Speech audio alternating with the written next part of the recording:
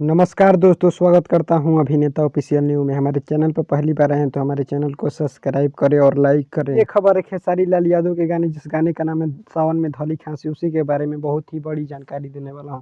Video को पूरा देखें तभी समझ में आएगा कि ये गाना कब और कितनी तारीख को रिलीज किया जाएगा। गाने को लिखे हैं यादव मुकेश और म्यूजिक दिए हैं आर्या शर्मा, और इस गाने को रिलीज किया जाएगा JP star picture Bhojpuri YouTube channel पर। गाने को रिलीज किया जाएगा 6 अगस्त कल सुबह 6 बजे।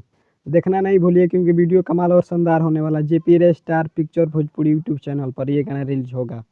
उम्मीद करता हूं कि खबर आप लोगों को अच्छी लगी हो तो हमारे चैनल को सब्सक्राइब करें और लाइक करें, साथ ही कमेंट करें कि ये वीडियो कैसी लगी। मिलते हैं नेक्स्ट वीडियो में किसी बवाल खबर के साथ, तब तक दीजिए इजाज़त। जय हिंद, जय भोजपुरी।